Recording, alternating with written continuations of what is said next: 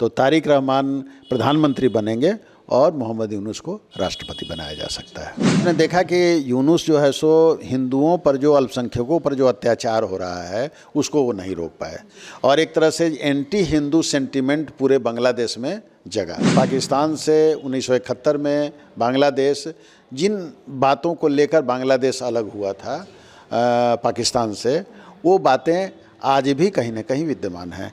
और पाकिस्तान में जो अनरेस्ट है अभी, जिसमें कि बलूच लोग एक अलग राज्य बनाने की बात कर रहे हैं, सिंध के अंदर भी अनरेस्ट चल रहा है, तो इस तरह से वो लोग समझ रहे हैं कि पाकिस्तान का मतलब पंजाब का प्रभुत्व, कि जब बीएनपी सत्ता में आती है तो वो पाकिस्तान के साथ कैसा संबंध बना के रखती है। मुझको ऐसा लगता है कि पाकिस्तान जो बहुत खुश हो रहा था कि बांग्लादेश के साथ उसके संबंध बहुत ही कॉर्डियल हो जाएंगे और वो एक तरह से बांग्लादेश पाकिस्तान के प्रभाव में आ जाएगा, मुझको बीएनपी के सत्ता में आने के बाद ऐसा दिखता नहीं है।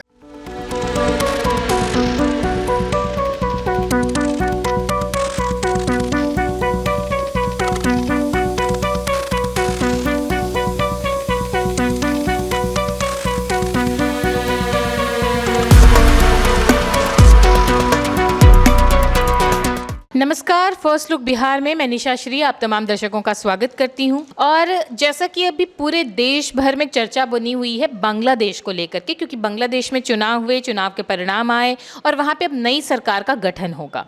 लेकिन चूंकि बांग्लादेश के साथ पिछले कुछ सालों से इतने ज़्यादा विवादित घटनाएं सामने आती रहीं, चाहे वो हिंदुओं के साथ हो रहे नरसंहार की बात हो या और किसी भी तरह की विवादित घटना की बात हो, ये इस बार हर किसी के मन में ये बात थी कि क्या होगा बांग्लादेश का, क्योंकि बांग्लादेश में कुछ भी होना वो भारत के ऊपर भी अच्छा खासा प्रभाव डालता है। क्यों? क्योंकि बांग्लादेश हमेशा से पाकिस्तान की एक दुखती रग बनी हुई है और वो हमेशा से चाहता है कि वो बांग्लादेश को अपने कंट्रोल में ले ले ताकि वो भारत पर जो वो ज़्यादा से ज़्यादा नुकसान वो कर सके। इस वजह से हमारे लिए बहुत ज़्यादा ज़रूरी रह जाता है कि बांग्लादेश में किसकी सरकार हो। तो अभी जो सरकार बनी है उसका भारत पर क्या असर होगा, किस तरह के संबंध रहेंगे, इस बारे में पूरे विस्तार से बात करेंगे हमारे राजनीतिक विश्लेषक प्रोफेसर अरुण कुमार। धन्यवाद। तो सबसे पहले यही जानना चाहेंगे कि कौन कौन सी पार्टी थी चुनाव में, अगर आप पूरा विस्तार से बताएं कौन कौन सी पार्टी थी, कौन जीत के आए हैं और अब इसके परिणाम क्या।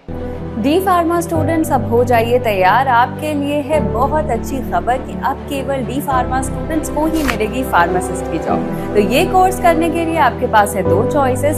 डीपीएस ग्रुप ऑफ इंस्टीट्यूशंस के किसी भी कॉलेज में एडमिशन लेकर के आप घर बैठे कर सकते हैं ऑफलाइन कोर्स या फिर आप कर सकते हैं ऑनलाइन क्लासेस। और उससे भी अच्छी बात ये है कि डीपीएस ग्रुप के कॉलेजेस जो कि हैं इन 5 शहरों में, रांची, दुमका, देवघर, मुजफ्फरपुर और सीतामढ़ी, इन 5 शहरों के किसी भी कॉलेज में एडमिशन लेकर आप किसी और शहर में बैठ करके ये कोर्स कर सकते हैं। आपको कॉलेज के नाम और डिटेल्स मिल जाएंगे वीडियो स्क्रीन पर और बाकी किसी जानकारी के लिए दिए गए नंबर पर कॉल करें। तो मुझे कमेंट सेक्शन में बताना ना भूलें कि आखिर आप किस शहर में एडमिशन ले रहे हैं। देखिए, ऐसा है कि इस जो चुनाव भी बांग्लादेश में संपन्न हुए उसमें जो प्रमुख पार्टी वहाँ की थी अवामी लीग, जिसकी नेतृत्व करता थी शेख हसीना, उनको चुनाव ही नहीं लड़ने दिया गया। तो एक पुरानी पार्टी जो सत्ता में आ चुकी थी, बीएनपी, बांग्लादेश नेशनलिस्ट पार्टी, वही मुख्य पार्टी वहाँ पर चुनाव लड़ रही थी। और फिर उसके दूसरा जो एक गठबंधन बना था वो जमाते इस्लाम जो है पार्टी जो है, उस जमात पार्टी ने एक गठबंधन बनाया था 7-8 दलों को मिला के, जिसमें जो एनसीपी, नेशनल सिटीजन्स पार्टी, जो स्टूडेंट्स अनरेस्ट जो हुआ था, ये उसको जेनजी भी कह सकते हैं, उन लोगों का प्रतिनिधित्व कर रहा था। तो ये सब मिलके एक गठबंधन में आए हुए थे। तो मुख्यतः दो गठबंधन नहीं कहेंगे, एक तरफ बीएनपी थी और दूसरी तरफ जमात के नेतृत्व में 8 दलों का एक गठबंधन था। लेकिन आपने रिजल्ट को देखा कि किस तरह से 299 जो सदस्य है का चुनाव होना था, उसमें 212 से भी ज़्यादा सदस्य बीएनपी के आ गए हैं, यानी ये लगभग 2/3 बहुमत वो जीत गई है। और जमात जो है वो अपने गठबंधन के साथ 70 सीटों पर सिमट गई है। और जो स्टूडेंट्स जो स्टूडेंट्स अनरेस्ट के कारण जो पार्टी बनी थी एनसीपी, उस एनसीपी को सिर्फ 11 सीट आया है। ठीक है कि उसके एक नेता जो हैं वो ढाका के एक क्षेत्र से चुनाव जीत गए हैं, वो अलग की बात है।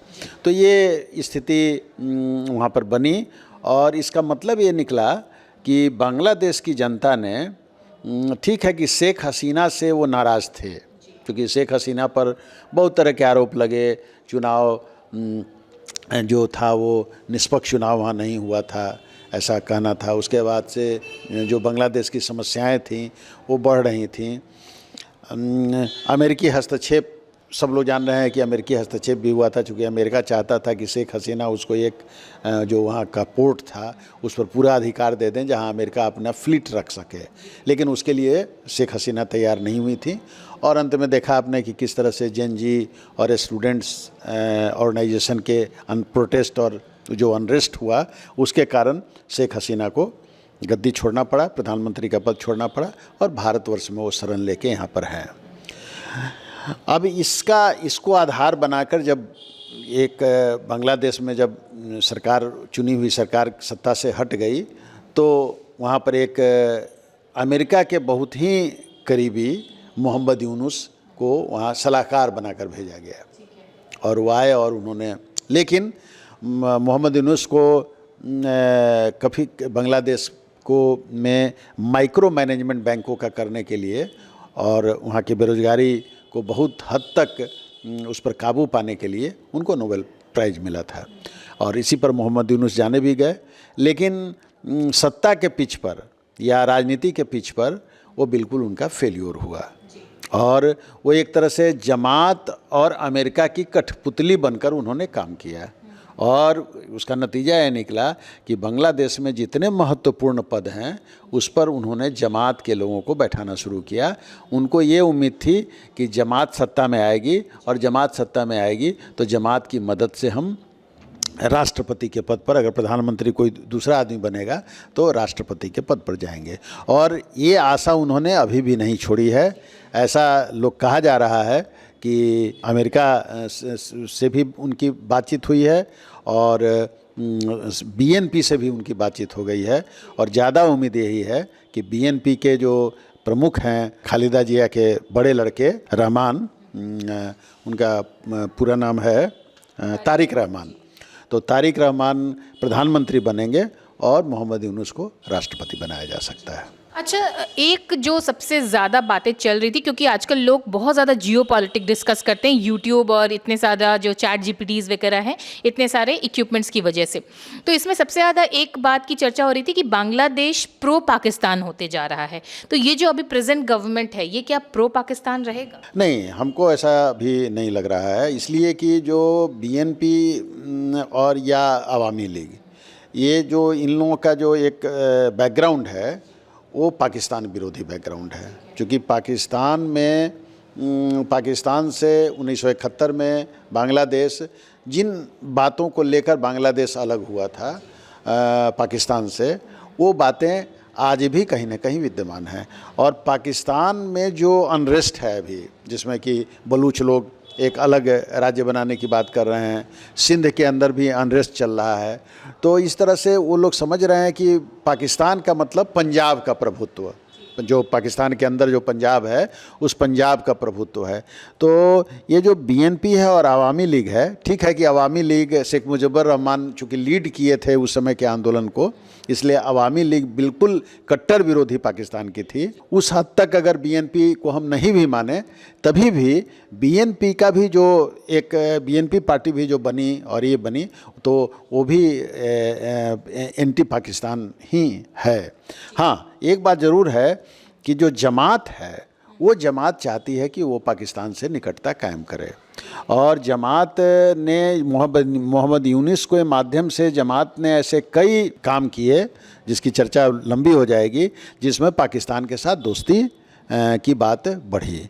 तो अब ये देखना होगा कि जब बीएनपी सत्ता में आती है तो वो पाकिस्तान के साथ कैसा संबंध बना के रखती है। मुझको ऐसा लगता है कि पाकिस्तान जो बहुत खुश हो रहा था कि बांग्लादेश के साथ उसके संबंध बहुत ही कॉर्डियल हो जाएंगे और वो एक तरह से बांग्लादेश पाकिस्तान के प्रभाव में आ जाएगा।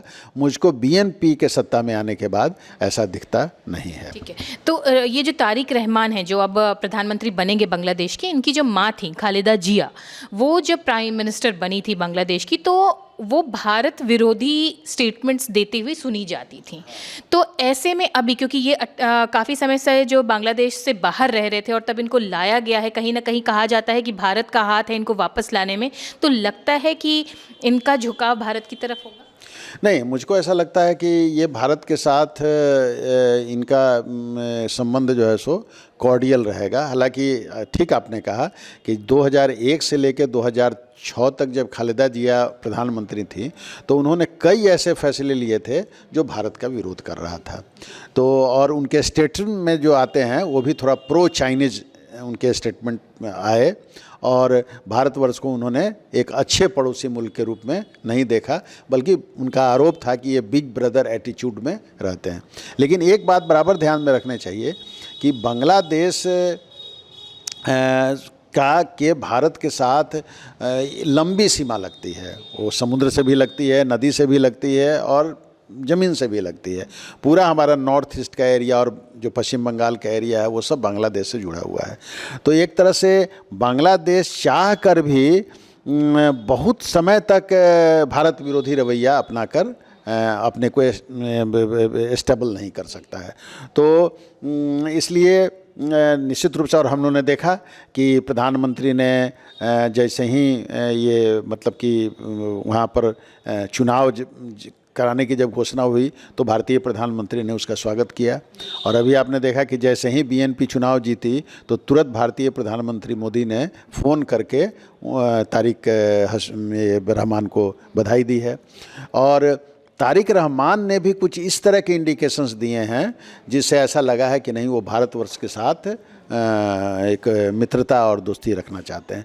तो मुझको ऐसा लगता है कि जमात को भी काउंटर करने के लिए, क्योंकि जमात जो है सो पूरे तरह से भारत विरोधी है, और जो जेएनजी वहाँ का है वो भी शेख हसीना जो शेख मुजीबुर रहमान की बेटी हैं, तो वो चूँकि भारतवर्ष में रह रही हैं इसलिए उसको मौका मिला वहाँ जमात को ये कहने के लिए कि देखो जिसको हम लोगों ने निकाल दिया या जिसको सत्ता से हटाया वो जो है सो आज भारतवर्ष में भारतवर्ष उसको शरण दिए हुए है और भारतवर्ष उसको प्रोटेक्ट कर रहा है। तो अब ये देखना ये होगा कि चूँकि जो तारिक रहमान हैं बीएनपी के, तारिक रहमान पर भी बहुत सारे केस चल रहे थे, बल्कि उनको मृत्यु दंड भी मिला हुआ था, तो वो सारे केस विड्रॉ हुए हैं। तो इस तरह के जो देश होते हैं उसमें केस भी लादा जाता है, उनको मृत्यु दंड भी दिया जाता है, उनको फांसी भी दी जाती है। हमने भुट्टो का भी देखा, चूँकि वो लोकतंत्र वहाँ नहीं है उन जगहों पर, और फिर उस केस को उसी तरह से विड्रॉ भी कर लिया जाता है स्टेट के द्वारा। तो मुझको ऐसा लगता है कि कहीं ना कहीं देखिए, एक चीज़ और ध्यान में रखिए कि बीएनपी पार्टी जो है वो चाह रही थी कि अवामी लीग चुनाव लड़े माइनस शेख हसीना, यानी चाहती थी कि शेख हसीना ठीक है बाहर हैं रहें वो, लेकिन यहाँ पर इसलिए कि वो बीएनपी का और तारिक रहमान का ये कहना था कि भाई जब विपक्षी पार्टी रहेगी नहीं तो उस चुनाव का कोई मतलब नहीं निकलता है, तब तो एक पक्षीय हो जाएगी। लेकिन उसको चुनाव नहीं लड़ने दिया गया, और चुनाव इसलिए नहीं लड़ने दिया गया कि इस जमात ने देखा कि अगर अवामी लीग नहीं रहेगी तो हम और हमारे और बीएनपी के बीच में लड़ाई होगी और उसमें हम सत्ता पर काबिज हो जाएंगे। लेकिन उसका खेल उल्टा पड़ गया, बल्कि उसने खुद एक तरह से रास्ता बना दिया बीएनपी को, क्योंकि जो बांग्लादेश के लोग हैं वे लोग अभी तक ठीक है कि वहाँ एक जनरेशन चला गया हुआ है और एक दूसरा जनरेशन आया हुआ है जो उस समय के 71 वाली घटनाओं को नहीं देख रहा है उस परिप्रेक्ष्य में, लेकिन उसके बावजूद भी एक आम सेंटिमेंट पाकिस्तान के खिलाफ में है। और जमात को उन लोगों ने ये समझा कि साहब अगर जमात के आने से ज़्यादा पाकिस्तान के शिकंजे में बांग्लादेश जा सकता है, इसलिए उन लोगों ने एक जो पहले से जो पार्टी एस्टेब्लिश्ड है और खालिदा जिया और उसके पहले उनके पति जियाउर रहमान जिनकी हत्या हो गई, तो ये सारे लोगों ने बांग्लादेश को चलाया था। इसलिए लोगों ने कहा कि नहीं साहब, हम लोग जो है सो नए के लिए हम लोग नए पर रिस्क नहीं लेंगे और इसीलिए उन्होंने किया। और दूसरी बात ये भी कह सकते हैं कि ये जो दक्षिण एशिया में जो वंशवाद का एक मामला चल रहा है, अब भारतवर्ष में भी देख रहे हैं कि किस तरह से कांग्रेस पार्टी हो या और जो दूसरी क्षेत्रीय पार्टियां हैं, भारतीय जनता पार्टी और कम्युनिस्ट पार्टियों को छोड़ दें अगर, तो टोटल जो पार्टियां आपकी हैं यहाँ पर, क्षेत्रीय पार्टी हो या कांग्रेस जैसी नेशनलिस्ट पार्टी हो, वो सब परिवारवाद से निकली हुई पार्टियां हैं। तो वो परिवारवाद एक तरह से बांग्लादेश में भी हम लोग देख रहे हैं कि वहाँ के लोगों ने भी वही पसंद किया कि साहब खालिदा जिया के पुत्र हैं, तो कभी शेख मुजिबुर रहमान की बेटी शेख हसीना प्रधानमंत्री बनी, अब जो है सो खालिदा जिया जो प्रधानमंत्री रह चुकी हैं वहाँ की, या जो उनके पिता थे ये इसके अभी जो रहमान हैं, तारिक रहमान के जो पिता थे जियाउर रहमान, उनकी बात हो तो उनके जो है सो पुत्र हैं, बड़े लड़के हैं, तो उनको सत्ता मिलने जा रही है। जैसा हमने कुछ डेटा जो समझने की कोशिश की थी बांग्लादेश चुनाव के बारे में, तो इस बार वहाँ पे 2 तरीके से चुनाव हुए थे। एक पिंक बैलेट था और एक वाइट था। पिंक बैलेट था कि वहाँ के संविधान को लेकर के भी कितने ज़्यादा लोग चाहते हैं कि वहाँ पे संविधान में परिवर्तन हो। और फिर एक सवाल आता है कि वो जो छात्र नेता, जो जेन ज़ी की जो बात आ रही थी, वो छात्र नेता की टीम भले हार गई हो, मतलब पार्टी भले हार गई हो, लेकिन वो खुद जीत कर वहाँ की जो भी पार्लियामेंट होती है वहाँ तक पहुँच चुका है। ये सब क्या प्रभाव डाले? नहीं, ऐसा है कि जैसे आपने ठीक कहा कि दो बैलेट पेपर थे। एक जनमत संग्रह का भी बैलेट पेपर था। एक बैलेट पेपर जनमत संग्रह के लिए था। तो जनमत संग्रह ये हुआ था कि 1 जुलाई डिक्लेरेशन वहाँ हुआ था, जिसमें कि बांग्लादेश आगे कैसे चलेगा, संविधान में कौन कौन से परिवर्तन किए जाएंगे, न्यायपालिका को कैसे अकाउंटेबल बनाया जाएगा, इस तरह के कुछ रिफॉर्म्स की बात वहाँ पर उसमें की गई थी, जो हो सकता है कि वो उससे जमात को फ़ायदा पहुँच रहा हो, तो उस पर भी मोहर लगी है। आप देखिए, उसके संबंध में मेरा ये कहना है कि जब इस तरह के बैलेट पेपर दिए जाते हैं तो एक तरह से जो बातें जो उस समय के लोग होते हैं, जो करते होते हैं, उसी के पक्ष में मतदान हो जाता है। उसको जनता बहुत समझती नहीं है। तो उसको 2 बैलेट पेपर मिला था, तो उसने पता नहीं, उस रिफॉर्म्स को हमने देखा है तो हमको तो ऐसा कुछ नहीं लग रहा है कि कोई बहुत कोई उसमें अलग तरह की कोई बात कही गई हो।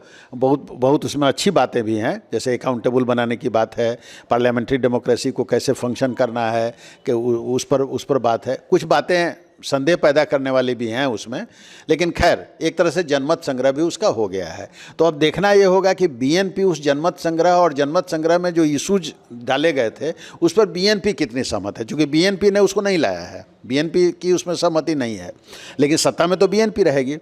लेकिन सबसे बड़ी बात जो है वो ये है कि अमेरिका का हस्तक्षेप, अमेरिका का क्या रुख रहता है। तो मुझको ऐसा लगता है कि अमेरिका कहीं ना कहीं अमेरिका चाहेगा कि यूनुस वहाँ बने रहें, और इसलिए एक तरह से समझौता हो भी गया होगा कि बीएनपी के जो मुखिया हैं तारिक रहमान, वो प्रधानमंत्री बनेंगे और यूनुस को राष्ट्रपति का पद दिया जाएगा। यानी यूनुस के माध्यम से अमेरिका इनडायरेक्टली बांग्लादेश को देखता रहेगा। जब यूनुस की बात आई है तो मैं ये जानना चाहूँगी कि इतने दिन तक जो उनको कार्यभार था, जो अमेरिका, कहा जाता है कि अमेरिका ने ही वो कार्यभार सौंप दिया था एक तरह से, उनके समय में क्या क्या गड़बड़ियाँ रहीं जो बांग्लादेश में, मतलब जिससे लोग सबसे ज़्यादा त्रस्त हो गए थे, और बांग्लादेश पे पूरे भारत का जो है, भारत के हिंदुओं का ध्यान बांग्लादेश की तरफ। आपने देखा कि यूनुस जो है सो हिंदुओं पर, जो अल्पसंख्यकों पर जो अत्याचार हो रहा है उसको वो नहीं रोक पाए, और एक तरह से एंटी हिंदू सेंटिमेंट पूरे बांग्लादेश में जगा। जबकि बांग्लादेश की स्थिति ये है कि वहाँ पर जब बांग्लादेश जिस समय 71 में ये हुआ था तो लगभग 20% वहाँ पर हिंदू थे। आज भी हिंदुओं की संख्या जो है सो वहाँ 10% है, जिसमें थोड़े से ईसाई और दूसरे लोग भी हैं। तो एक तो सबसे बड़ी बात ये थी कि जो हिंदू और मुसलमान वहाँ के बहुत मिलजुल कर रहते थे, तो उनके बीच में एक खाई आई और कई हिंदुओं को मार दिया गया, डे टाइम में मारा गया, उनके दुकानों को लूटा गया, उनको जो है सो डर का जीवन उनको ये करना पड़ा।